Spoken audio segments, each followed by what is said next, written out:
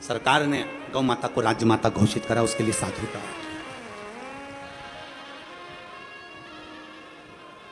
और सारे संतों से निवेदन है, ये चिंगारी को बुझने मत देना, इस चिंगारी को बुझने मत देना। जो महाराष्ट्र में चिंगारी लगी है कि गौ माता को राज्य माता करा गया है, वो चिंगारी बुझने मत देना। वो अग्नि का काम करेगी और एक दिन गौ माता राष्ट्र माता बनकर रहेगी, ये निश्चितता है। तो चिंगारी बुझने ना दी। सनातन धर्म में प्रसाद देने का क्या महत्व है, ये हमारी शिव पुराण बताती है। और एक और चीज समझ लीजिए, सनातन धर्म में प्रसाद देने का महत्व बताया तो सनातन धर्म में एक चीज और बताई कि प्रसाद कहां बांटना, कैसे बांटना, कब बांटना, यह भी वर्णन किया गया। अपना और पराये का भेद ना करा जाए तो प्रसाद का वितरण किया जाए। कितना सुंदर कहा, जरा उठाइए हमारे शास्त्रों को। अब हम आपसे एक प्रश्न कर रहे हैं जो हम पहले बोल चुके हैं, आज फिर बोल रहे हैं। सबसे ज्यादा नरक में कौन गिरता है? आज बहुत पहले बोली थी कथा ये वाली, आज स्मरण में आ गई तो बोल रहे सबसे ज्यादा नरक में कौन गिरता है? तो का प्रसाद बांटने वाला गिरता है। प्रसाद बांटने वाला गिरता है, तो प्रसाद बांटने वाला नरक में क्यों गिरेगा? तो शिव महापुराण में वेद व्यास जी वर्णन करते हैं, प्रसाद हमेशा धर्म की जगह पर बढ़ता है, अच्छी जगह पर बढ़ता है। मंदिर, देवालय, गुरु, परमात्मा की साक्षी में बढ़ता है। परमात्मा कभी गलत जगह, कोई डिस्को में, कोई डीजे में प्रसाद नहीं बढ़ता। प्रसाद हमेशा अच्छी जगह बढ़ता है। तो प्रसाद बांटने वाला नरक में क्यों चले जाता है? उसका कारण है, प्रसाद बांटने वाला जब खड़ा होता है, प्रसाद बांटता है, दरवाजे पर खड़े होकर जब प्रसाद देता है, अपना वाला आया और पराया आया। अपना आया तो हाथ ऐसा हो जाता है और पराया आया तो हाथ छोटा हो जाता है, तो वो व्यक्ति नरक चले जाता है। प्रसाद बांटने वाले को चाहिए कि प्रसाद की गरिमा क्या करते, प्रसाद की गरिमा।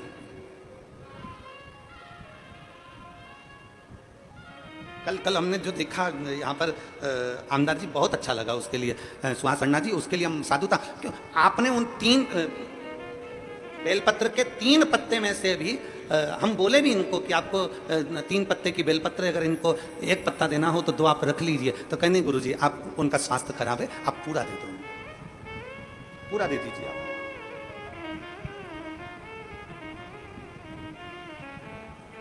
ये निर्मल भाव होता है, ये निर्मल स्वभाव होता है, आप दे दो। सरलता का भाव अपने भीतर लेकर आओ, सहजता का भाव अपने भीतर लेकर आओ।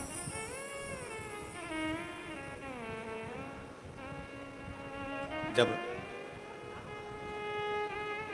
एक सरलता, एक सहजता अपने भीतर आती है, लोग कहते हैं मेरा भोला किसको मिलता है? तो शिव महापुराण की कथा कहती है, भोले को भोला जल्दी मिलता है, भोले को भोला जल्दी मिलता है।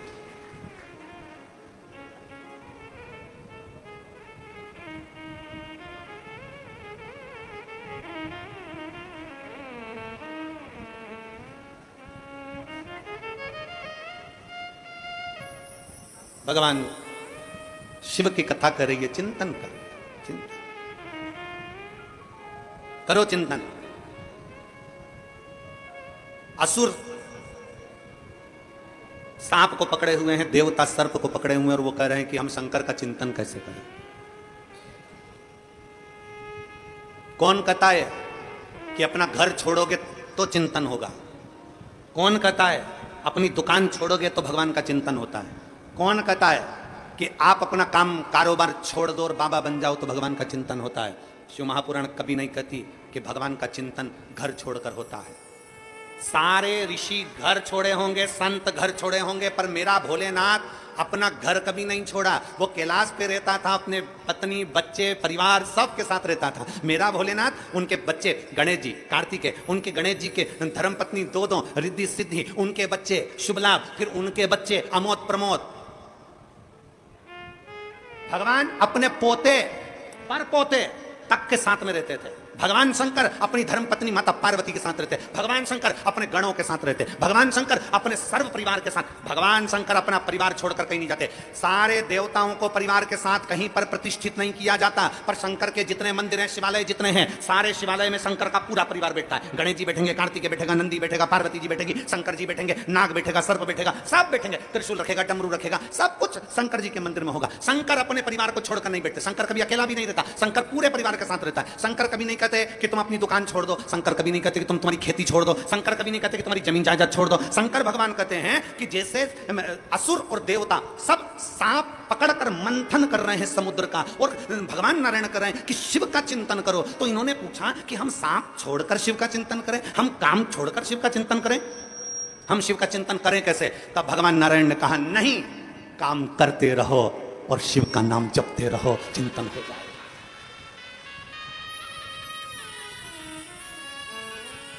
काम करते रहो, नाम जपते रहो, शिव का चिंतन हो जाएगा। लिंगायत संप्रदाय के अंतर्गत, शिव लिंगायत संप्रदाय के अंतर्गत उनके गुरु उनके बच्चों के कान में कह देते हैं अपना कर्म करना है, दुकान चलाना है, व्यापार करना है, व्यवसाय करना है, अपना कर्म करो, नौकरी करो, धंधा करो, बिजनेस करो, सब करो। तुमसे ये नहीं कहते कि तुम काशी में जाकर बैठ जाओ। लिंगायत संप्रदाय के अंतर्गत उनके गुरु कहते हैं तुमसे ये नहीं कहते कि तुम कहीं जाकर बैठ जाओ, अपना कर्म करो और कर्म करते करते भगवान का भजन करो।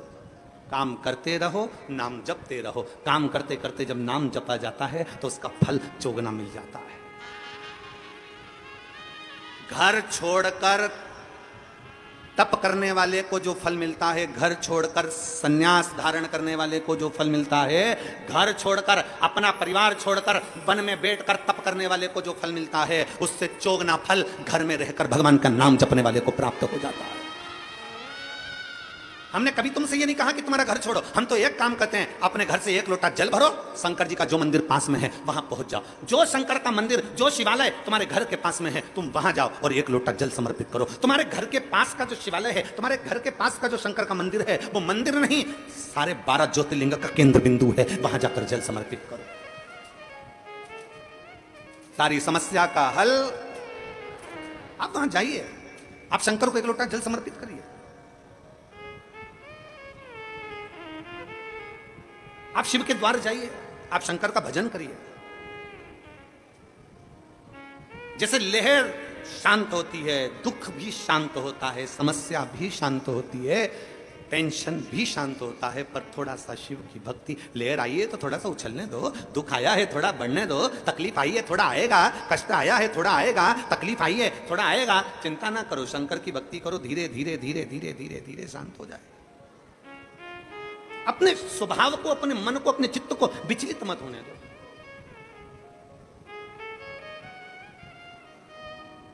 कल एक माता ने प्रश्न कर भेजा था, गुरुजी हम हमारे पूर्वजों के लिए हम बाहर चले गए थे, तो हमने हमारे पितरों के लिए भोजन नहीं करा पाए। हमारी सास की तिथि थी दूज की, हम बाहर चले गए तो हमने भोजन नहीं कराया। फिर उसने पत्र में लिखा, कोई होगी माँ, उसने पत्र में लिखा कि हमारे पति तर्पण भी करते थे तो वो तर्पण भी नहीं कर पाए। फिर कहा कि हम हमेशा सीधा भी देते थे, आटा चावल दाल शक्कर सब मिला के हम कहीं देकर आते थे, हम वो भी नहीं दे पाए। हमारे दो दूज की तिथि का जो तिथि थी हमारे दादा ससुर की, वो बुरा लग जाएगा उनको पितृदोष लग जाएगा। वो पितृदोष लग जाएगा तो हम क्या करें, हम क्या करें? और गुरुजी उसने पत्र में लिखा कि हम उस समय पर थे नहीं और तिथि निकल गई, हम भोजन नहीं करा पाए ब्राह्मण को, हम किसी को सीधा नहीं दे पाए, हम किसी को गाय की रोटी नहीं दे पाए, हम स्वान कुत्ते का भोजन नहीं दे पाए, हम कौवे का भोजन नहीं दे पाए, हम करें तो करें क्या, हम सीधा भी नहीं दे पाए, हम क्या कर सकते हैं? शिव महापुराण की कथा में एक बड़ा सुंदर चरित्र आता है।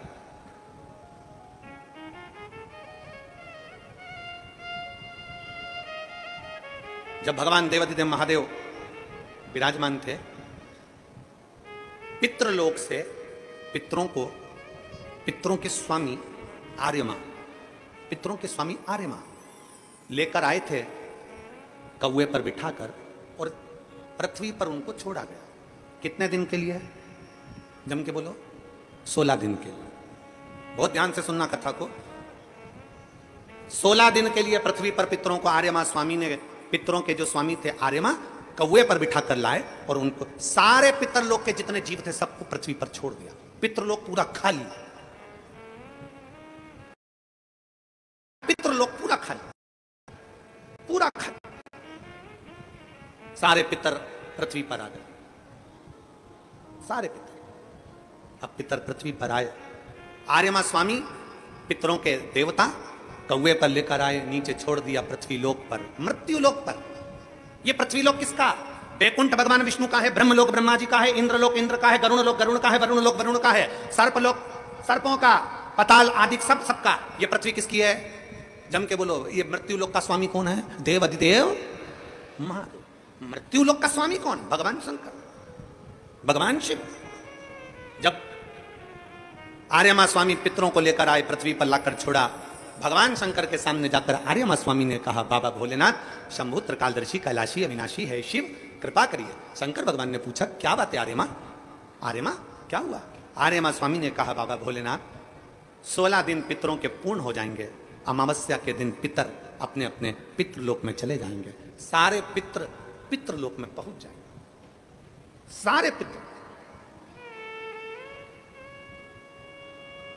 आज पितरों की चतुर्दशी है, 14 से, कल अमावस्या है। बहुत सावधानी से सुनना, पूरे राष्ट्रवासियों से निवेदन है, इस कथा का स्मरण रखिएगा, अपने बच्चों को भी सुनाना, और टीवी चैनल की ये क्लिप अगर मिल जाए तो सारे विश्व में पहुंचाना कि ये पितरों का स्वामी आर्यमा स्वामी क्या कह रहा है।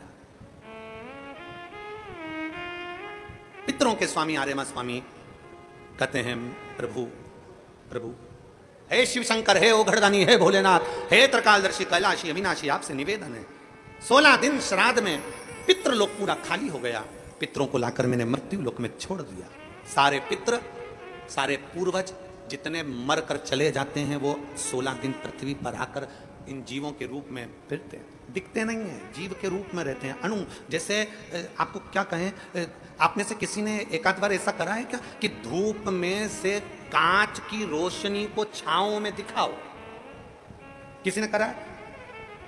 धूप की रोशनी में से कांच में से छांव में दिखाओगे तो वो जो रोशनी जा रही है ना, उसमें छोटे छोटे कण नजर आते हैं। किस किस ने करा? जरा हाथ उठाओ जरा।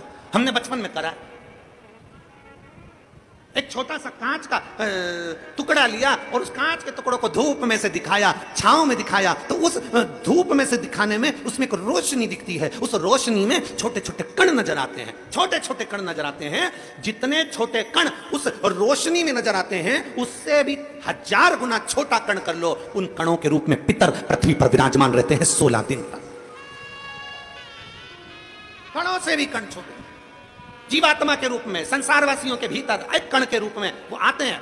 लोग कहते हैं पितर आते हैं जरूर, मृत्यु लोक में आकर अपने अपने पूर्वज अपने अपने दरवाजे पर आकर खड़े होते हैं। जो गया है वो आस लेकर आता है। पितरों के आर्यमा स्वामी ने कहा कि ये 16 दिन सारे पितर पृथ्वी पर रहे, पितृलोक खाली हो गया, ये सब पितृलोक से आए हैं, इनके परिवार वाले भोजन देंगे, ये आस लेकर आए हैं। क्योंकि जैसे घर की बहू को सास से आस रहती है कि मेरी सास मुझे सोने की अंगूठी देगी, मेरी सास मुझे पायल देगी, मेरी सास मुझे वस्त्र देगी, मेरी सास मुझे ये देगी, उसी तरह घर के जो जीव चले गए, जो मर गए, जो शांत हो गए, जो चले गए, उनको आस रहती है कि हमारे घर का पर पोता, हमारे घर का पोता, हमारे घर का बेटा, हमारे घर की बेटी, हमारा दामाद, हमारा रिश्तेदार हमको भाग देगा। पहले घर जाते हैं, वहां नहीं मिलता तो नाना के घर जाते हैं, वहां नहीं मिलता तो फिर दूसरे बेटी दामाद के घर जाते हैं, कहीं से कुछ मिल जाए। तो आर्यमा स्वामी ने कहा अपने भोले बाबा से, हे शंभु, हे त्रिकालदर्शी कैलाशी, ये 16 दिन श्राद्ध के पितृ रहते हैं पृथ्वी पर, आखिरी में अमावस्या के दिन ये अपने घर को जाते हैं। बाबा, इनमें से कई पितर ऐसे हैं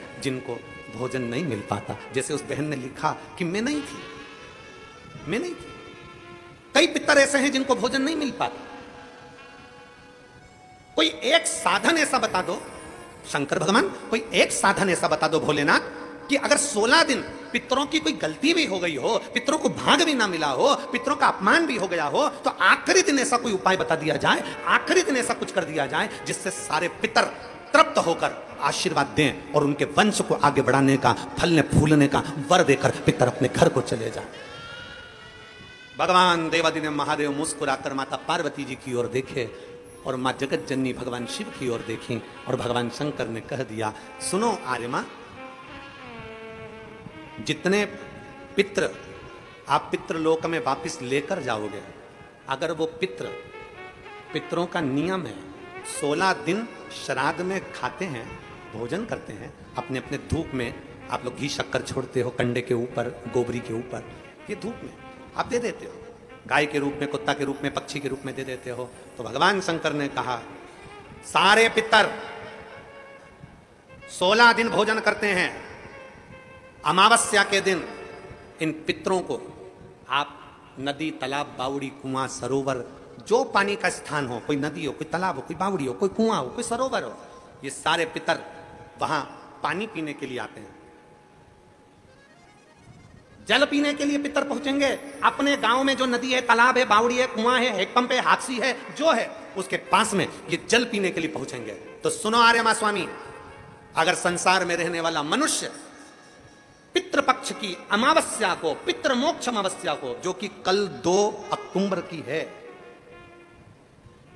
पितृपक्ष की अमावस्या, पितृमोक्ष अमावस्या जो कि कल 2 अक्टूबर की है, अगर पितृपक्ष अमावस्या के दिन प्रदोष के समय पर, प्रदोष का समय जानते हो ना, सूर्यास्त के समय जब होता है प्रदोष का समय, अगर घर का व्यक्ति एक घी का दीप लेकर उस जलाशय, नदी, तालाब, बावड़ी, कुआं, हैंडपंप जो उसके पास में हो, जो जलाशय पास में हो, वहां पहुंचकर प्रदोष काल में दक्षिण की ओर दिया जो लगेगा उसमें बत्ती लंबी लगेगी, गोल बत्ती नहीं।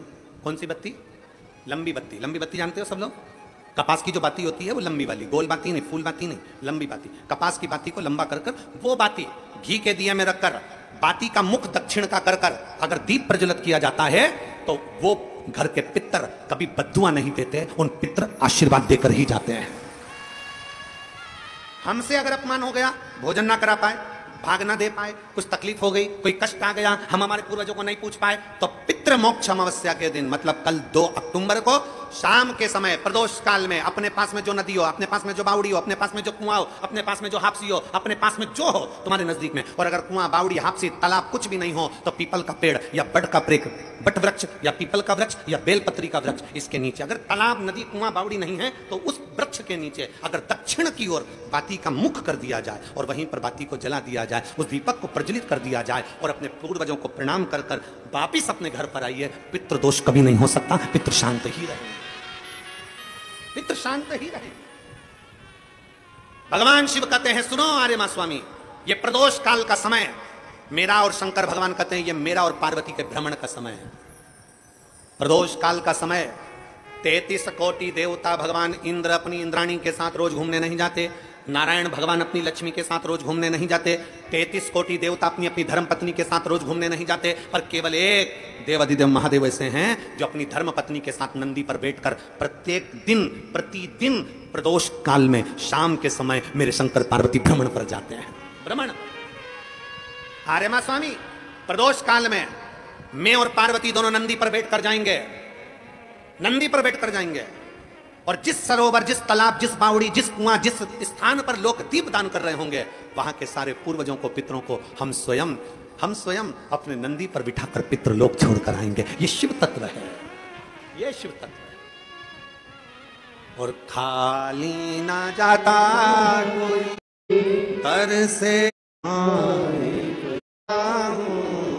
उठा रही हूं, जलाशय, नदी, तालाब, बावड़ी, कुआं जो तुम्हारे पास में हो वहां जाकर घाट पर दीप दक्षिण की बाती लगाकर उसको प्रज्वलित अवश्य करें, अवश्य। कोई मौका मिल जाए दान पुण्य करने का तो करो, सत्कर्म करने का मिल जाए सत्कर्म करो, भजन करने का मिल जाए भजन करो, स्मरण करने का मिल जाए स्मरण। हम फिर वापिस अंजुम ताई जी को और आमदार सुहास अन्ना जी को बहुत बहुत साधुवाद देते हैं। ताई, इतने सारे भक्तों को, शिव भक्तों को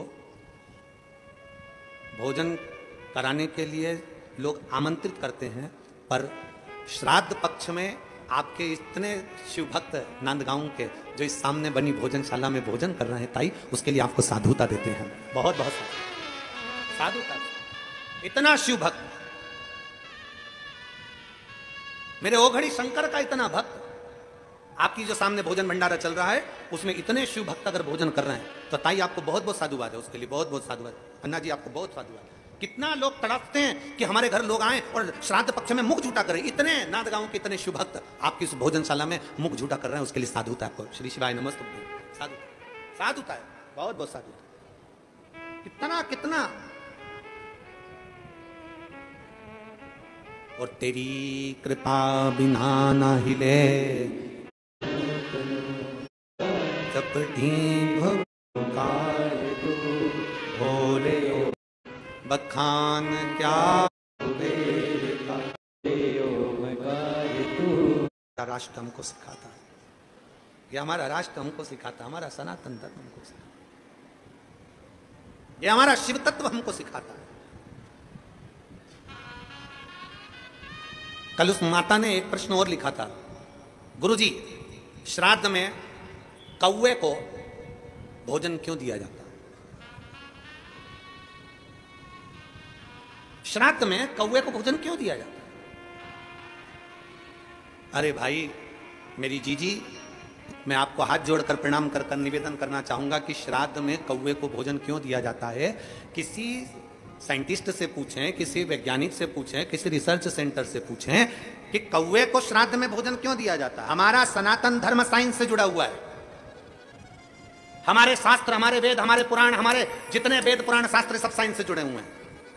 और हमारा शास्त्र कहता है कि श्राद्ध में कौवे को भोजन क्यों दिया जाता है, उसका एक कारण है, श्राद्ध का भोजन कौवा जब करता है, कौवा भोजन करने के बाद उस भोजन को करने के बाद उस भोजन को पचाने के लिए कौवा पीपल के वृक्ष पर बैठता है। कौवा जब पीपल के वृक्ष पर बैठता है तो पीपल के वृक्ष के फल को, उसके पत्ते को, उसकी जड़ को, फल को खाना प्रारंभ करता है। कौवे का श्राद्ध का भोजन ऐसे ही नहीं पच जाता, कौवा पीपल के फल को खाता है। पीपल के फल को खाता है तो वो फल खाया हुआ कौवा किसी दीवार पर, किसी भूमि पर अपनी बीट करता है तो वहां पीपल का पेड़ उत्पन्न हो जाता है, जिससे सनातन धर्म की मजबूती होती है।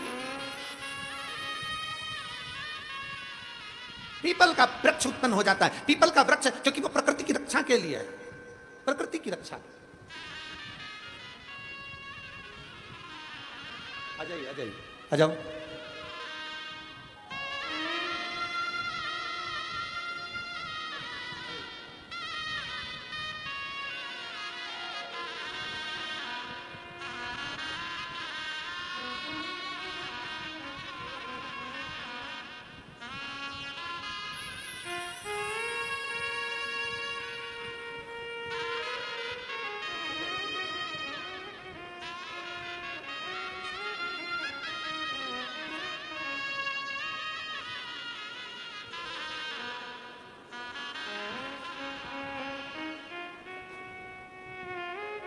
श्राद्ध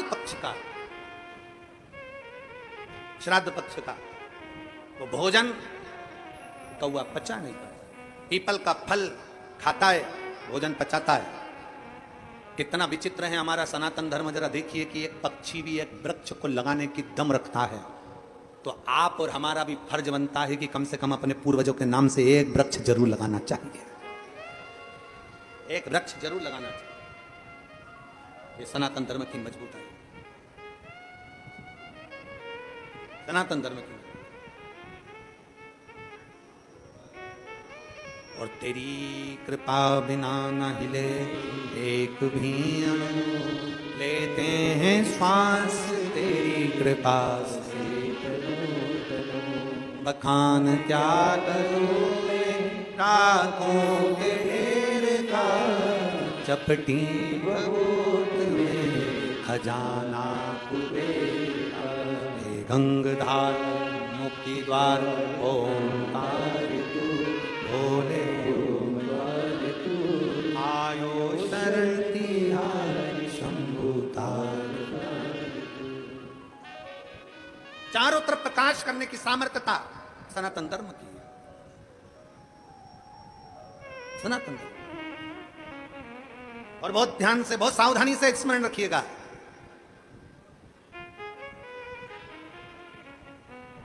दिन में सूर्य प्रकाशित करता है, दिन में सूर्य प्रकाशित करता है, रात्रि में चंद्र प्रकाशित करता है। दिन में सूर्य प्रकाशित करता है, रात को चंद्रमा प्रकाशित करता है, रात को चंद्र प्रकाश करता है, और तीनों लोक में सनातन धर्म प्रकाश करता है। ये हमारा सनातन, ये हमारा सनातन धर्म है।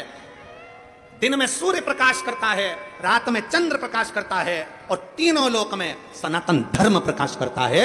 यह हमारे सनातन धर्म की मजबूताई, उसका प्रकाश भूमंडल पर सदा आनंद देने वाला है। आनंद सारी समस्या का हल, जम के बोलो जरा, सारी समस्या का हल एक लोटा जल।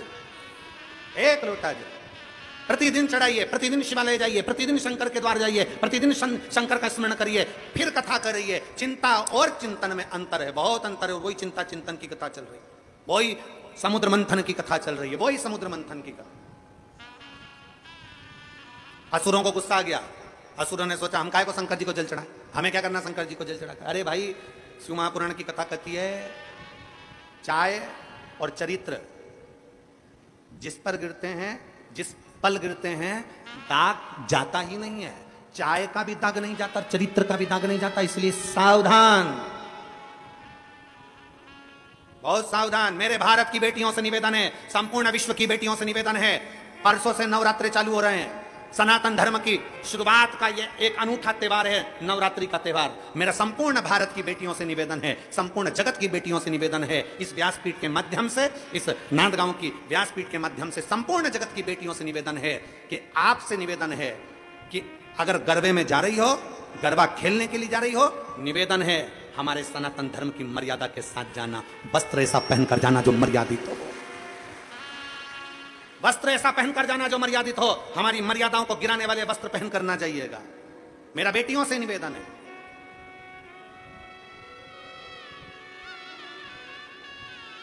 और इस भूमि से इसलिए कह रहा हूं क्योंकि ये हमारे बीच में बैठी हैं अंजुम ताई, सो अंजुम ताई, मैं आपके सम्मुख में ये बात इसलिए कह रहा हूं क्योंकि आप यहाँ की सारी बेटियों को, सारी महिलाओं को एक ऊर्जा देते, अगरबत्ती बनाने का, धूप बत्ती बनाने का, कप बनाने का, बेग बनाने का, यह करने का, आप बेटियों को ऊर्जा देते। इसलिए इस व्यासपीठ से यह शब्द निकला कि मेरा भारत की बेटियों से निवेदन है कि अपनी मर्यादा ना भूलें।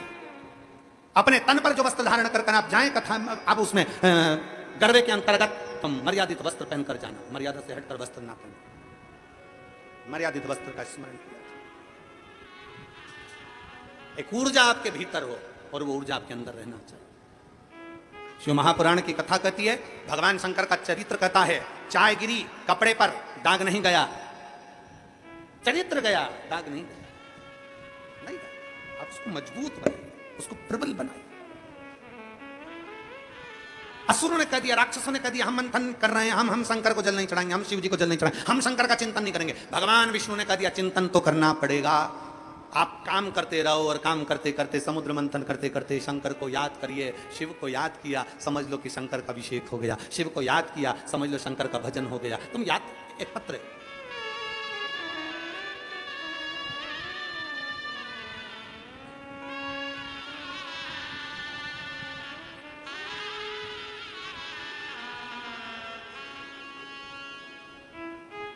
हम एक दिन की कथा सुनने के लिए मालेगांव आ गए और मालेगांव में एक दिन की कथा सुनी। और कथा सुनने के बाद मेरे पति और मेरी पत्नी, हम दोनों मालेगांव से एक दिन की कथा सुनकर चल दिए, क्योंकि मेरे नशा करने की आदत थी, नशा छूटता नहीं। कथा पूरी हुई 5 बजे, हम घर गए, मंदिर में एक लोटा जल चढ़ाया। जल चढ़ाकर मैंने आचमन करा।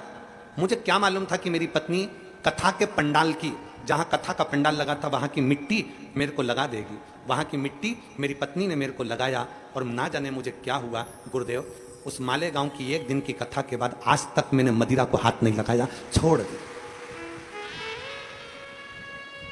मैं नहीं जानता गुरुजी की इस शिव महापुराण की मिट्टी में क्या होता है। मैं नहीं जानता गुरुजी की शिव महापुराण का कंकर शंकर का क्या होता है। मैं नहीं जानता कि शंकर की भक्ति क्या होती है। एक दिन की कथा, मात्र एक दिन की कथा हमारे जीवन को सवार दे। एक दिन, एक पल, एक घड़ी, जो 30 साल से मदिरा का नशा कर रहा है, उसका नशा छूटे कैसे? कैसे छूटे?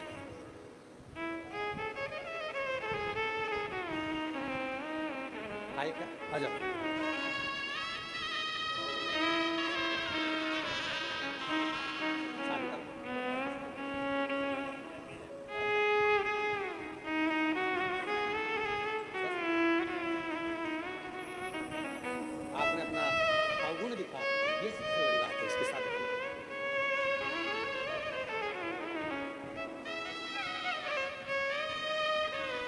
शिव भक्ति।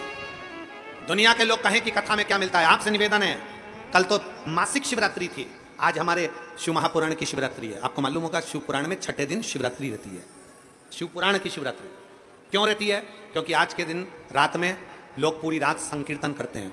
और मैं भाऊ आपको धन्यवाद दूंगा, अन्ना जी आपको साधुवाद दूंगा कि आपको क्या मालूम, कहाँ से मालूम पड़ जाता है कि छठे दिन की रात्रि शिवरात्रि रहती है और आपने आज रात्रि को भजन का आयोजन भी रखा है, तो उसके लिए साधुवाद है। क्योंकि आज की रात्रि हमारे यहाँ कथा में शिवरात्रि मनाई जाती है। आज के दिन रात भर शिव भक्त आते हैं। आसपास के क्षेत्र में जितने शिव भक्त होंगे वो पूरी रात आएंगे, भजन करेंगे रात भर पंडाल में, रात भर भजन कर कर सुबह 8 बजे की कथा सुनेंगे, 11 बजे लोग अपने घर को चले जाएंगे। 7वें दिन की कथा पूरी सुनेंगे। और भाग्यशाली हैं आप सब जो बाबा की कृपा से आज भजन कीर्तन का भी आयोजन इन्होंने रखा, जिससे सभी लोग उस भजन का आनंद ले सकें। मौका मिले आप भक्ति करिए, मौका मिले। महाराज शिव तत्व कहता है, भगवान शंकर का चरित्र कहता है।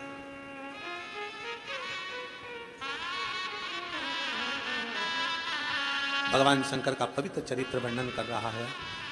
अब दया करो हे भोलेनाथ, मस्त रहूं तेरी मस्ती में। अब दया करो हे भोलेनाथ, मस्त रहूं तेरी मस्ती में। मेरे सिर पर रख दो अपना हाथ, मस्त रहूं तेरी मस्ती में।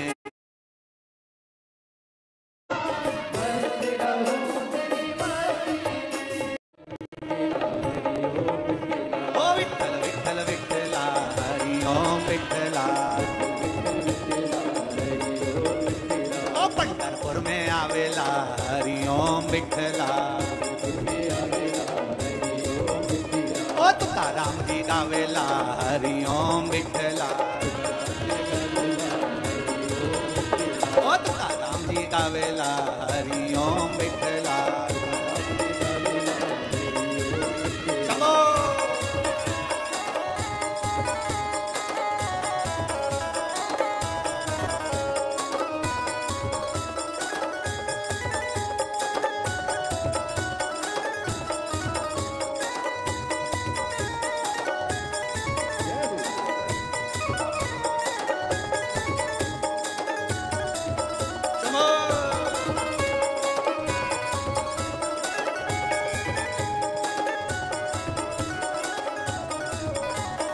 दया करो हे भोलेनाथ, मस्त रहूं तेरी मस्ती में।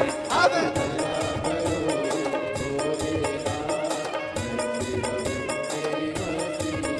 मेरे सिर पर रख दो अपना हाथ, मस्त रहूं तेरी मस्ती में। मेरे सिर पर रख दो अपना हाथ,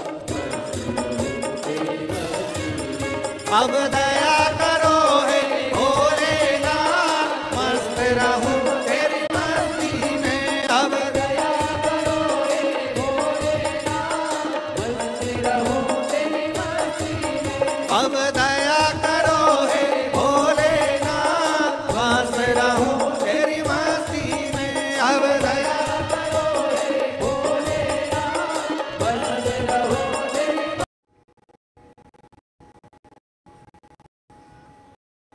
देवता और असुर मिलकर मंथन कर रहे हैं।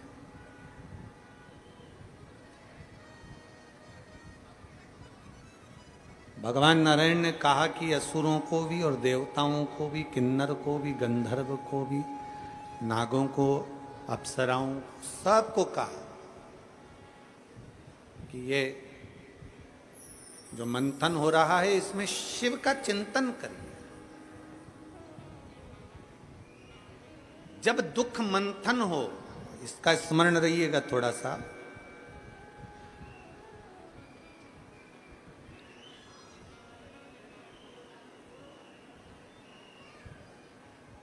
अगर मान लो थोड़ा सा दुख अपनी जिंदगी में ज्यादा आ गया, थोड़ी तकलीफें ज्यादा आ गई, थोड़े समस्या ज्यादा आ गई, थोड़ी परेशानियां ज्यादा आ गई, हिम्मत ना हारना। दुख में, तकलीफ में कष्ट के समय पर अपनी मेहनत को 4 गुना करिए। कोई कंपटीशन एग्जाम देने बैठ रहे हो, कोई परीक्षा देने बैठ रहे हो, कोई पढ़ाई कर रहे हो, कोई जाकर जॉब करने की तैयारी, अपनी मेहनत को 4 गुना बढ़ाओ। अभी तक जितना पढ़ा था उससे ज्यादा पढ़ाई करिए। अभी तक जितनी मेहनत करी थी उससे ज्यादा मेहनत करिए। और फिर भगवान शंकर को 1 लोटा जल चढ़ाकर, 1 बेलपत्र शहद चढ़ाकर बाबा से विनय कर कर चले जाओ। मेहनत 4 गुनी करना है।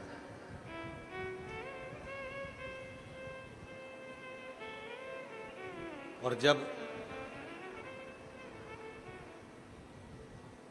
आप भगवान पर आश्रित हो जाते हैं, एक पत्र है,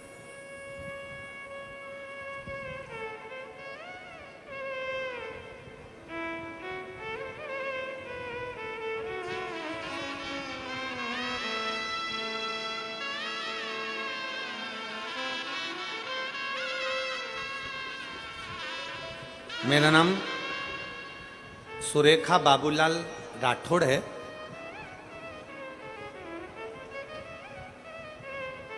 मेरा पता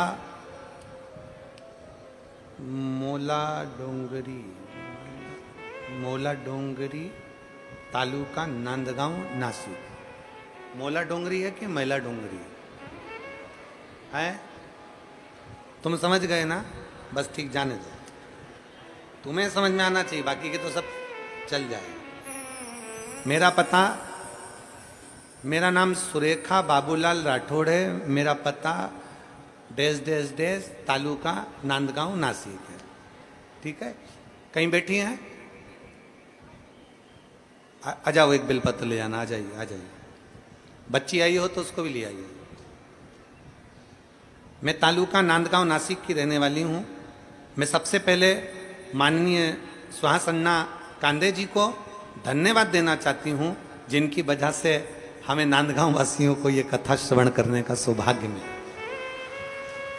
गुरुजी, आपके 1 लोटा जल में क्या वर्णन करूं। मेरी छोटी बेटी 11th क्लास में पढ़ती है। रात को उसको पेट में दर्द हुआ। बहुत ज़्यादा तकलीफ होने के बाद में हम उसको नांदगांव हॉस्पिटल में, वर्धमान हॉस्पिटल में लेकर गए। हॉस्पिटल में लेकर गए तो डॉक्टरों ने दवाई वगैरह दे दी, जांच वाँच चालू हुई और जांच होने पर पता चला कि इसका अभी की अभी 1-2 दिन के अंदर ही ऑपरेशन करना पड़ेगा। बच्चे का ऑपरेशन करने के लिए जब बोल दिया गया, हम घबरा गए।